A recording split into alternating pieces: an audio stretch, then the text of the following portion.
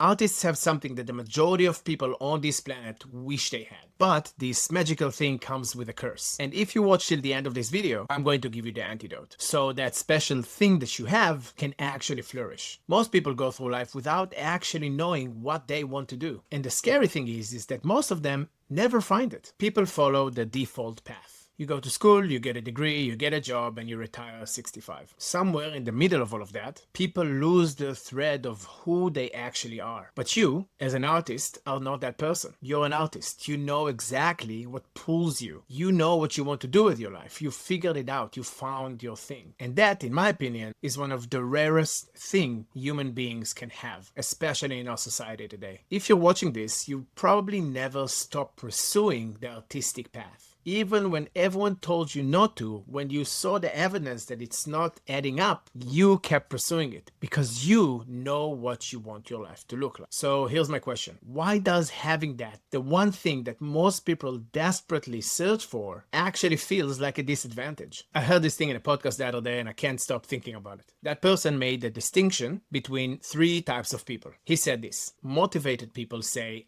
I want to do this thing. Disciplined people say, I will make myself do the thing. And obsessed people say, I can't not do the thing. If you're a musician or an artist of any form, you know exactly which one you are. For you to make music, you don't need motivation or discipline. It's obsession. Even when it's hard, even when you go through dry spells, notice that you always come back to it. You are watching this video as an artist, after all. And that's not a coincidence. It's just a huge part of who you are. And here is what makes this remarkable. Most people who live their life through the default path would kill to have what you have. To wake up and know, to have something that's pulling you forward. You have meaning built into your operating system. You know what you're here to do, and you cannot not do the thing. It is such a blessing. So why does it feel like a curse? Here's the thing. This incredible gift that artists have, this obsession, has the worst exchange rate in the real world. Experientially, as a human being, it is priceless. But our world, or at least the capitalistic society that we live in, it doesn't get measured by experiential value. Most value that's capitalistic society is based on basically this one question, which is, what problem do you solve? A plumber solves a problem, the accountant solves a problem, the developer solves a problem, and me and you, we make music. Music doesn't solve a problem. Music is entertainment, and entertainment is a completely different game. Now, I'm a person that music changed their life, and I believe that music solves problems. But in capitalistic society, that's not how you measure value. Because music is subjective, it's hard to put a figure on the value and the transformation that music piece can give. And in entertainment, you're not necessarily competing with customers who need you. You're not exactly competing for customers who need your service. You're competing for attention, for people who could just easily choose someone else. The attention economy, unfortunately, is a volume game. You need millions of streams, thousands and thousands of followers, and you need the algorithm to notice you. It can take you hours, days, weeks, months, sometimes years to finish a track, and then you get 0.0003 cents per stream. It seems like the skill that you gained and the path that you chose doesn't align with the society that we live in. The fact that you're in the entertainment business also brings in the point that you are in the gig economy, which in the gig economy, repeatable, sustainable income, which is what most of us want for our life, is very hard to get. Still doable, but it's just a harder game to play. It seems like the society that we live in will need more marketers, plumbers, engineers, and accountants than people that translate their own vision that they have in their head sonically into this realm. Though I think it's one of the coolest things you can do, in a capitalistic society, unfortunately, we are not part of the main machine. Artists are kind of the decorative part. And the thing is that you knew this from before. Your parents told you, your friends told you, everyone told you, and you still went with it. That's how obsessed you are. You knew the odds, you heard the warnings, and you kept going. Because you could not literally do otherwise, which is a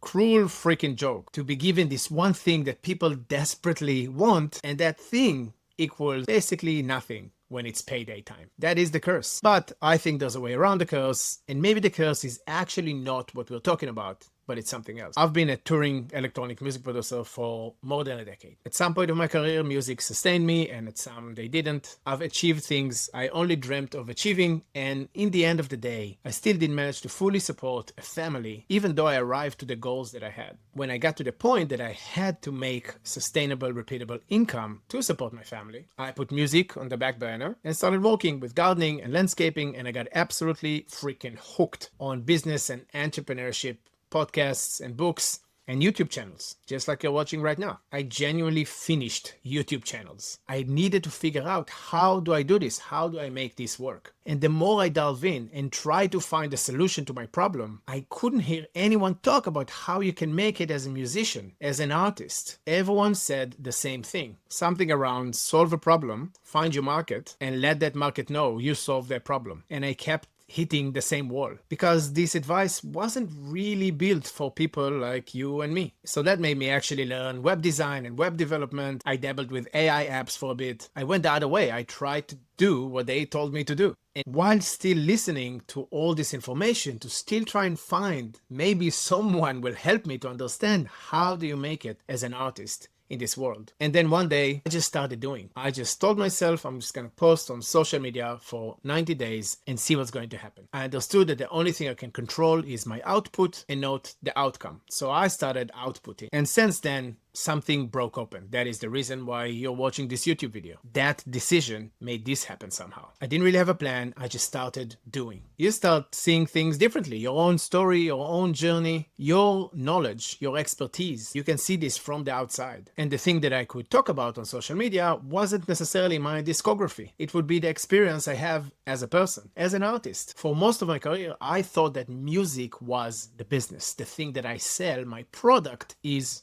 music. Now it's very clear to me that music is one of the worst things you can sell, considering that people can just get it for free online all the time, wherever they want. Selling music is never a good business plan. It doesn't really matter to the income side of things. Music is the proof. Music is a part of who you are. It's the discography. It's the soundtrack to your movie. The music can fuel the business and yourself, and the business can fund the music and yourself. They're not the same thing. They almost never were. And in the moment I separated them, but truly separated them, everything changed for me. I understood that a decade worth of doing a thing, I became not only a music producer, I can also help and teach other people how to do what I do. That is one thing that I have. For you, it might be something different. For each of us, it will be something different. We've been through different experiences in life. Hence, you have different knowledge to share with people on the other side of the screen. Music is a big part of who you are. Being an artist is who you are. Reality is not niched down to that point. You have value to share with the people on the other side of the internet before the mastered version of your track. If you got acknowledged and you package it well and you offer it to the right people, that has an infinitely better exchange rate than the Spotify streams. Your obsession doesn't have to go to waste. That's how my music academy got born. That's how I ended up with this YouTube video where I do one-on-ones with people, by the way, link in the description if you want to work with me. These are things that making my art sustainable. And an extra thing on top of that is, now that my business and art are separated, I can write the music that I want to write. I don't have to think all the time if that's going to fit here, that's going to fit there. My income is separated from the output of my creativity, or at least my musical creativity. My music is not dependent on an algorithm that likes me. The business runs on what I know, and the music can run on what I love. Both exist, and neither really compromises for the other. And that's not the end of my music career. It's an extension of myself. Now I understand that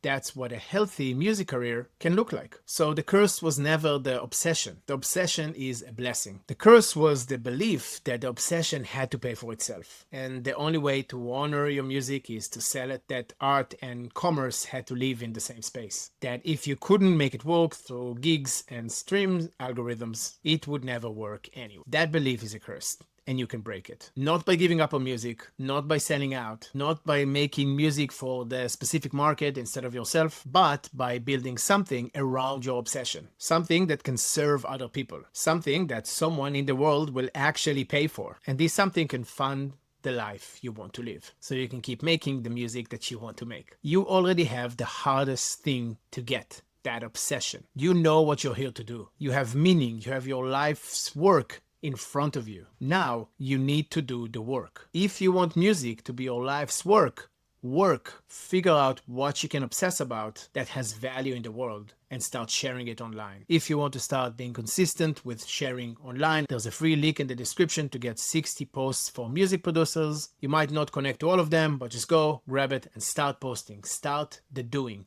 That's what triggered my journey. And now I live full time from it. Go and start doing. It's free. Get it from the description. And if you want to build a roadmap from where you are to where you want to be, I started working with producers one-on-one to help them start monetizing the skill that they already have and take this obsession into fruition. From where you're standing, it's probably hard to see the map, to see the road you're supposed to take. A mentor or a guide is a great way for someone to zoom out and look at your life with you, for you. I highly recommend it. Even if it's not me, just go and grab someone that can help you with it. Sometimes you can't make the best decisions for yourself. If you want me to dive into anything in particular on the artist's curse or the cure of it, or anything that stems out from this video, let me know in the comments and I'll make sure to check it out.